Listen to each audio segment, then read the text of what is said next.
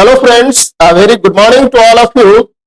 दोस्तों, इंतजार करते करते कई एक साल बीत गया, अब जाकर के वैकेंसी आया है। और ये वैकेंसी क्या कुछ है एएनएम का, ये सारा डिटेल्स हम लोग इस वीडियो में देखने वाले हैं, ठीक ना। पिछली बार वैकेंसी 2022 में आई थी जो 10,709 पोस्ट वाला था एएनएम का। उसके बाद कोर्ट कचहरी मामला चलते चलते आखिरकार उन लोगों का ज्वाइनिंग हुआ। अब ये नए स्टूडेंट्स के लिए जो वैकेंसी है वो वैकेंसी एएनएम का आ चुका है और इसका इंतजार काफी दिनों से लोग कर रहे थे। इस वीडियो में सारा डिटेल्स में मैं डिस्कस करूंगा, ठीक है ना। पूरा जो नोटिफिकेशन है ना, इसके बारे में पूरा जो मेन पॉइंट है, क्या जरूरी है, सारा इस वीडियो में डिस्कस करने जा रहे हैं, ठीक है ना। वीडियो को लास्ट तक जरूर देखिएगा और ये पहली बार ये चैनल पे आए तो चैनल को सब्सक्राइब जरूर कीजिएगा, क्योंकि ये चैनल आप लोगों के लिए एएनएम स्टूडेंट्स के लिए चैनल बनाया गया और ये आप लोगों के लिए सारा स्टडी मटेरियल, सारा कंटेंट आपको यहाँ पर प्रोवाइड कराया जाता है। तो चैनल सब्सक्राइब करके सभी लोग शेयर जरूर कर दीजिएगा, क्योंकि मैं काफी दिन से लाइव नहीं आया था और लोग बार बार कमेंट कर रहे थे सर लाइव आइए, लाइव आइए, और मैं वेट कर रहा था वैकेंसी का, आखिरकार वैकेंसी आ चुका है। चलिए मेन हम लोग यहां पर जो डिस्कस करने जा रहे हैं, जो जरूरी चीज है वो है सिलेबस क्या रहने वाली है, एज क्राइटेरिया क्या है, इसमें क्या सीबीटी होगा या नहीं होगा, एग्जाम पैटर्न क्या कुछ है, नेगेटिव मार्किंग है या नहीं है, मेरिट कैसे बनेगा, ये सारा चीज इस वीडियो में हम लोग डिस्कस करने जा रहे हैं। तो सभी लोग वीडियो को सबसे पहले लाइक करके अटेंडेंस लगा लीजिए जैसे क्लास में करते थे, है ना। शुरू करते हैं, लेट्स बिगिन द सेशन। सबसे पहले देखेंगे यहां पर ये जो वैकेंसी आया है ना, वो मैं आपको बता दूं 3 कैटेगरी में आया है, मतलब 3 संस्थान के द्वारा ये वैकेंसी लाया गया है। पहला है जो एनएचएम हम लोग सिलेबस में पढ़ते हैं, नेशनल हेल्थ मिशन वाला, जो राष्ट्रीय स्वास्थ्य मिशन, एनएचएम के तहत वैकेंसी है। दूसरा है आरबीएस के यानी राष्ट्रीय बाल विकास कार्यक्रम के तहत जो वैकेंसी है। तीसरा जो वैकेंसी है वो है एनयूएचए में। तीनों बहुत ही इंपॉर्टेंट टॉपिक भी है एएनएम का सिलेबस में, ठीक है ना। यानी प्राथमिक स्वास्थ्य केंद्र, राष्ट्रीय शहरी स्वास्थ्य केंद्र कार्यक्रम, ये 3 जो है ना संस्थान के द्वारा ये वैकेंसी संयुक्त रूप से निकाली गई है। और ये वैकेंसी जो है ना, मैं आपको बता दूं संविदागत वैकेंसी यानी अनुबंध वाला ये वैकेंसी है। सरकार ये थोड़ा गड़बड़ किया है, क्योंकि अभी आने का संभावना पॉसिबिलिटी था परमानेंट वाला, बट मुझे लगता है कि जो कड़ी चल रहा है, जैसे पहले अनुबंध वाला आया, फिर परमानेंट वाला आया, फिर अनुबंध वाला आया, फिर परमानेंट वाला आएगा, शायद मे भी ये हो सकता है। बट ये जो वैकेंसी है ये संविदागत वैकेंसी है यानी अनुबंध वाला वैकेंसी है। टोटल जो इसका सीट की संख्या में बात करूं तो सीट टोटल 5006 है। एनएचएम के तहत जो एचएससी के तहत जो वैकेंसी है, एचएससी के तहत जो वैकेंसी है वो आपका 4197 है। आरबीएस के तहत जो वैकेंसी है वो आपका 510 वैकेंसी है। और एनयूएचएम के तहत जो वैकेंसी है वो 299 वैकेंसी, टोटल 5006 वैकेंसी है। इसका सैलरी कितना दिया जाएगा, वो 15,000 रुपया यहां पर लिखा गया है कि एक मुफ्त मानदेय 15,000 प्रत्येक रुपये प्रति माह, ठीक है ना। आपको एएनएम का डिग्री होना चाहिए, ऑक्सिलरी नर्सिंग मिडवाइफरी का, ठीक है ना। और registration of candidate from Bihar nursing council से आपका बीएनआरसी से रजिस्ट्रेशन होना चाहिए, ठीक है। चलिए अब हम लोग बात करते हैं कट ऑफ डेट वगैरह, आप लोग देख लिए। जो भी डेट यहां पर मांगा गया है 1/8/2025 रखा गया है, चाहे एज का डेट हो, शैक्षणिक योग्यता का डेट हो, एक्सपीरियंस का डेट हो, इससे पहले ये date last cut off date है। इससे पहले तक जो है ना, यानी इस डेट तक या इससे पहले तक ये सारा डॉक्यूमेंटेशन आपके पास कंप्लीट होना चाहिए। ये सब एज क्राइटेरिया वगैरह है वो सब आप लोग यहाँ पर देख लीजिएगा। मेन पॉइंट जो जरूरी चीज है वो मैं आपको डिस्कस करने जा रहा हूं। फॉर्म भराएगा 14/8/2025 से, ठीक है ना। और 28/8/2025 तक ये फॉर्म भराएगा, यानी मात्र 14 दिन ही फॉर्म भरने का डेट रखा गया है। और ये जो है ना आपको, मुझे जहां तक लगता है कि ये एग्जाम बहुत जल्दी ले लेगा इसका, ठीक है ना, क्योंकि फॉर्म भरने का मात्र 14 दिन समय दिया है यहाँ पे।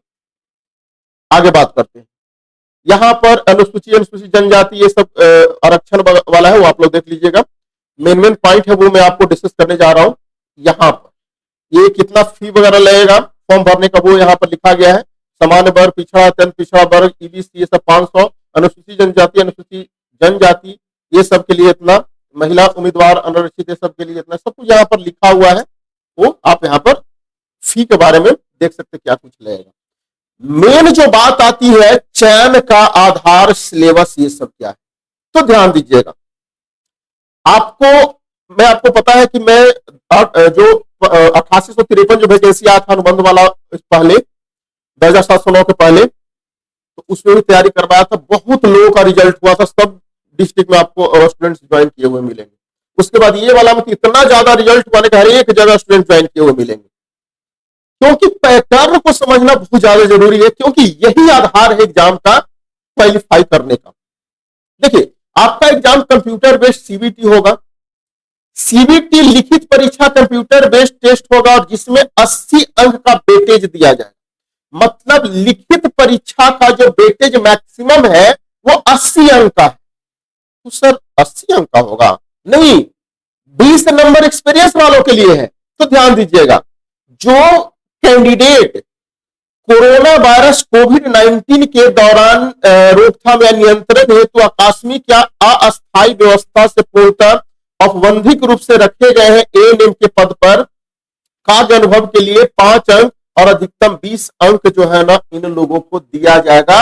एक्सपीरियंस वालों के लिए किसी वर्ष के अंश के लिए, कार्य अवधि के लिए, मतलब 1 साल के लिए आपको 5 अंक दिया जाएगा एक्सपीरियंस वालों के लिए। यानी 80 अंक तो ये होगा, और 20 अंक यानी 100 अंक का ये टोटल मेरिट बनेगा।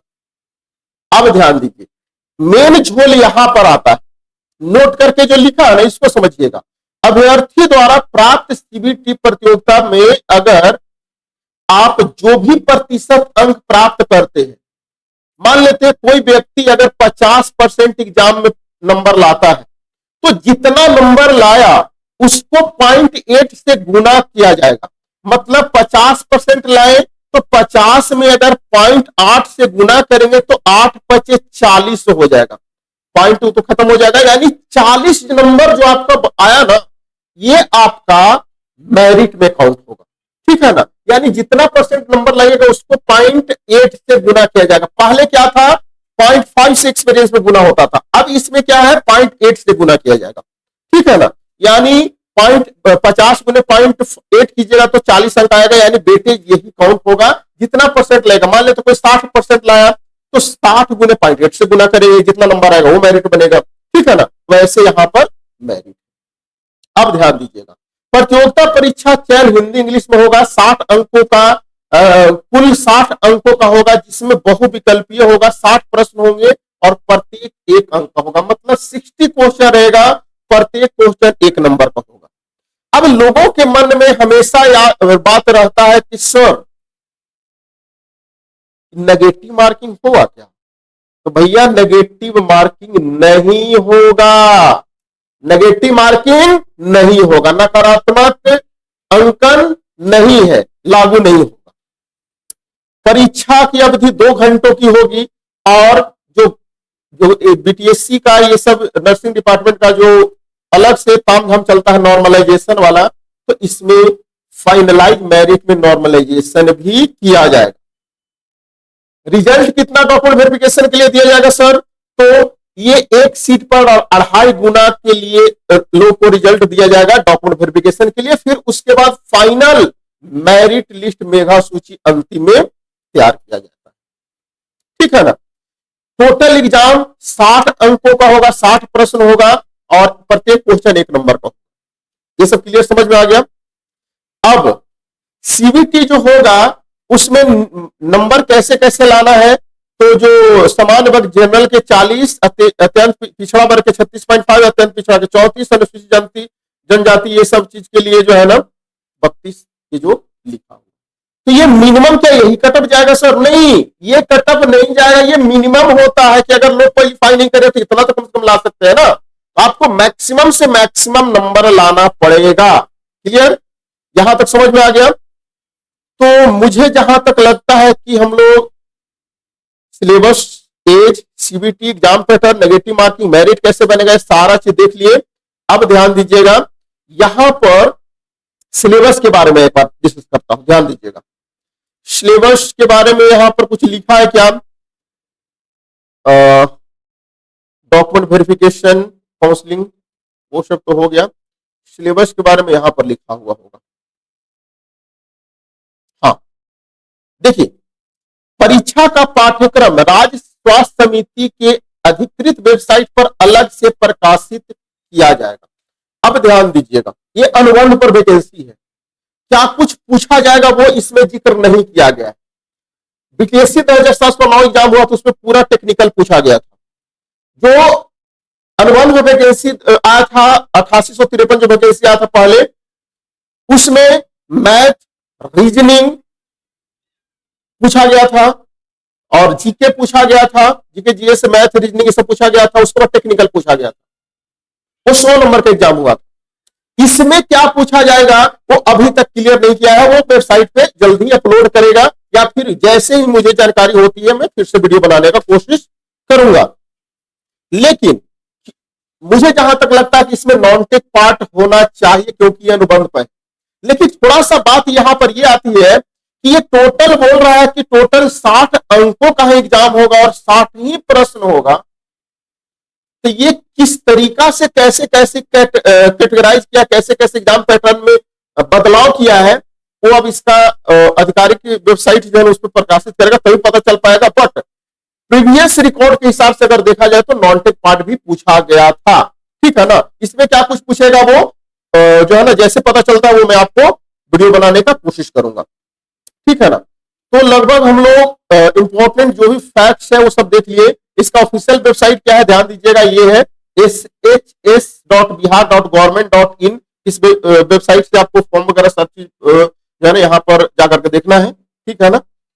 बाकी मिलते हैं फिर नेक्स्ट सेशन में। इसको तैयारी कैसे करना है, क्या कुछ कैसे होगा, सारा चीज इस वैकेंसी में एक सीट कैसे हासिल करना बहुत आसान तरीका से, वो सारा चीज मैं आपको डिटेल्स से बताऊंगा। किसी तरह का कमेंट होगा इस वीडियो में कमेंट कीजिएगा। ठीक है ना? और बाकी मिलते हैं फिर नेक्स्ट सेशन में। ठीक है, कमेंट कीजिएगा। उसके बाद जैसे ही ज्यादा कमेंट आएगा कैसे तैयारी करना, क्या कुछ करना है, सारा चीज डिटेल्स में मैं आपको बताऊंगा। चैनल को सब लोग सब्सक्राइब जरूर कर लीजिएगा। मिलते हैं फिर नेक्स्ट सेशन में, तब तक के लिए बहुत बहुत धन्यवाद।